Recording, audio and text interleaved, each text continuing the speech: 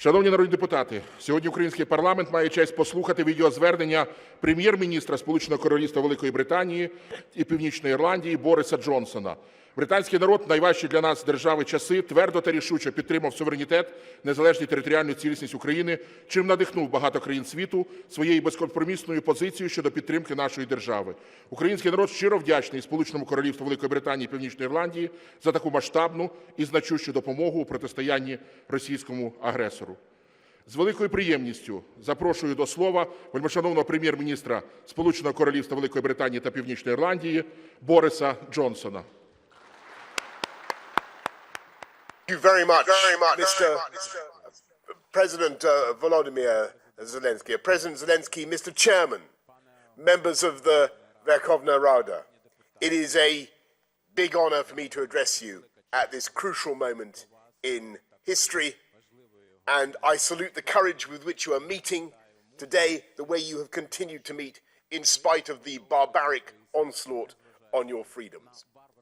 Day after day, missiles and bombs continue to rain on the innocent people of Ukraine. And in the south and the east of your wonderful country, Putin continues with his grotesque and illegal campaign to take and hold Ukrainian soil.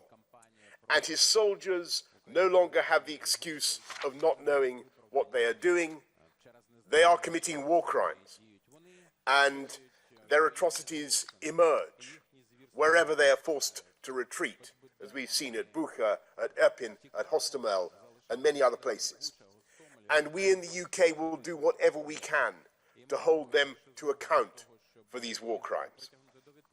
And in this moment of uncertainty, of continuing fear and doubt about the future, I have one message for you today. Ukraine will win.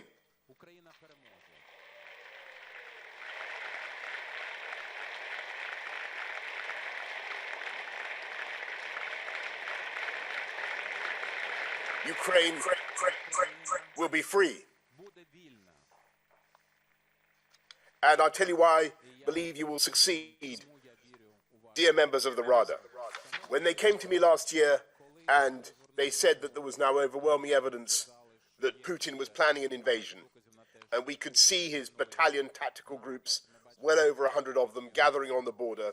I remember a sense of horror, but also of puzzlement, because I'd been to Kiev on previous visits, and I think I'd met some of you, and I'd stood in the Maidan, and I'd seen the tributes to those who had given their lives to protect Ukraine against Russian aggression. And I've wandered the lovely streets of your capital, and I've seen enough about Ukrainian freedom to know that the Kremlin was making a fundamental miscalculation, a terrible mistake. And I told everybody I knew, anybody who would listen, that Ukraine would fight and Ukraine would be right. And yet there were some who believed the Kremlin propaganda, that Russian armor would be like an irresistible force going like a knife through butter and Kiev would fall in days. Do you remember they said that? And people rang Volodymyr and they offered him safe passage out of the country. And he said, no thanks. And they said that this Rada of yours would have to be reformed outside Ukraine, maybe even in Poland or in London perhaps. And I refused to believe it. And today, you have proved them completely wrong. Every one of those military experts who said that Ukraine would fall. And your farmers kidnapped Russian tanks with their tractors. Your pensioners stood up in the road and told Russian soldiers to hop it, as we say, or they may have used more colorful language than that. And even in the parts of Ukraine that were temporarily captured, your populations, your indomitable populations, turned out to protest day after day. And though your soldiers were always outnumbered, 3-1 it is now, they fought with the courage and the energy of lions. and you've beaten them back from Kiev. You have exploded the myth of Putin's invincibility, and you've written one of the most glorious chapters in military history and in the life of your country.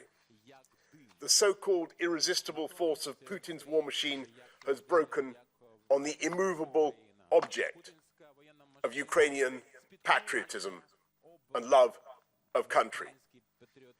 This is Ukraine's finest hour, that will be remembered and recounted for generations to come. Your children and your grandchildren will say that Ukrainians taught the world that the brute force of an aggressor counts for nothing against the moral force of a people determined to be free. They will say that Ukrainians proved by their tenacity and sacrifice that guns and tanks cannot suppress a nation fighting for its independence. And that is why I believe and I know that Ukraine will win. You've proved the old saying. It's not the size of the dog in the fight. It's the size of the fight in the dog. And, which is an old English saying. I don't know how well that translates into Ukrainian, but you get what I'm trying to say. And as you turned the Russian army back from the gates of Kiev, you not only accomplished one of the greatest feats of arms of the 20th century, 21st century, you achieved something deeper and perhaps equally significant. You exposed the historic folly that Putin has made. When a leader rules by fear, and when he rigs his elections, and when he jails his critics, and he refuses to have a free media, and he listens just to sycophants, and when there's no limits on his power, that is when he makes catastrophic mistakes. And it's precisely because we understand this danger in Britain and in Ukraine, and precisely because we are democracies, and that we have a free media, the rule of law, free elections, robust parliaments, such as your own. We know that these are the best protections against the perils of arbitrary power. And when an autocrat deliberately destroys those institutions, he might look as though he's strong, and some people might even believe it, but he's sowing the seeds of catastrophe for himself and for his country, because there will be nothing to prevent him committing another terrible mistake. Putin's mistake was to invade Ukraine, and the carcasses of Russian armor littering your fields and streets are monuments not only to his folly, but to the dangers of autocracy itself. And what he has done is an advertisement for democracy. On a day when Putin thought he would be in charge of Kiev, I had the honor of being able to visit your wonderful city, and I saw the defiance of the people of Ukraine.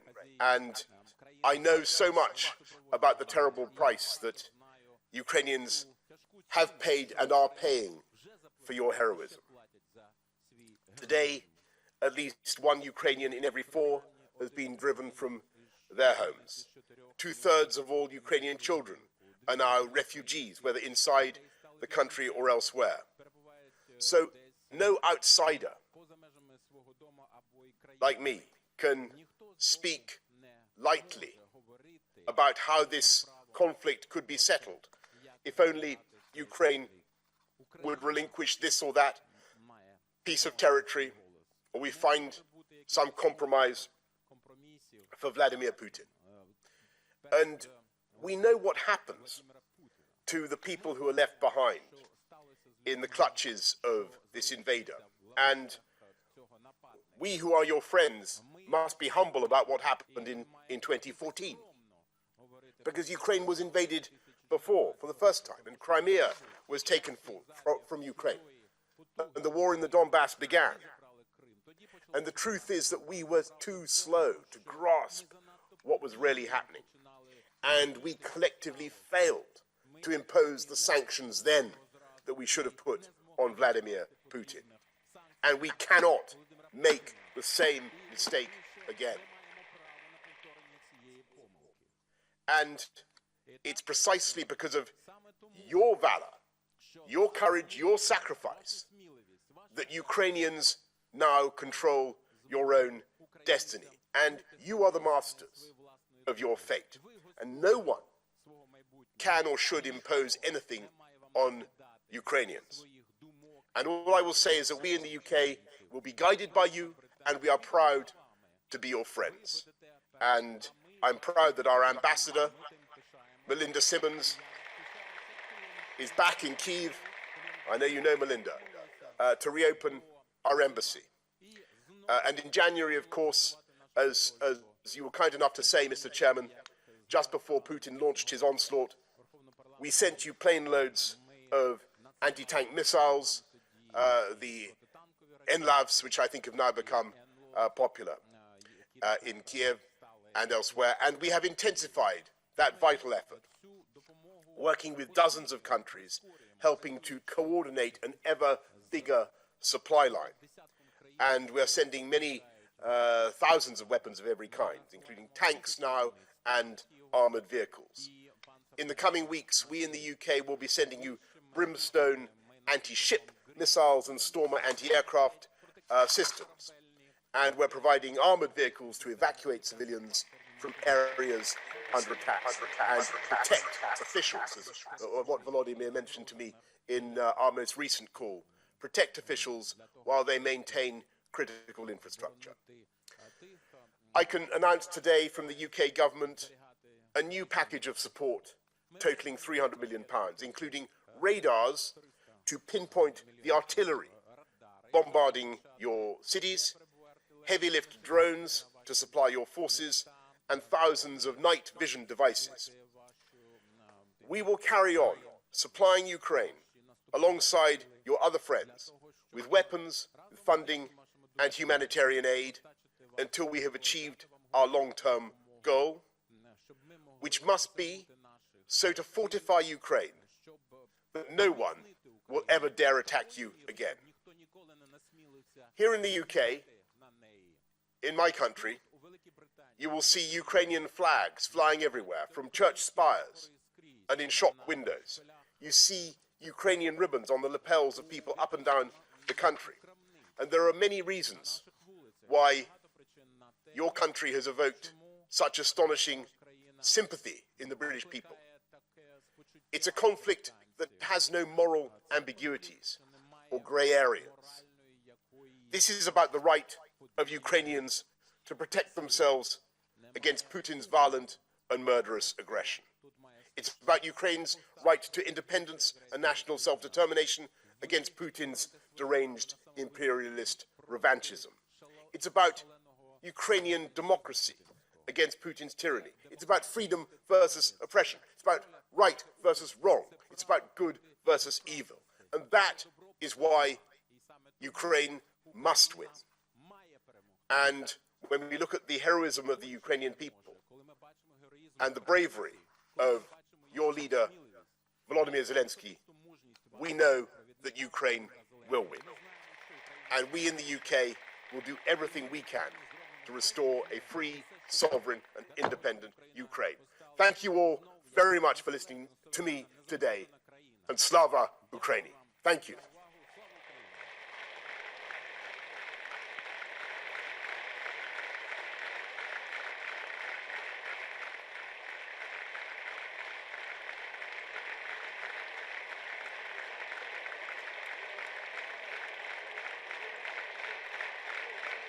Thanks, everybody. Good luck. We're with you.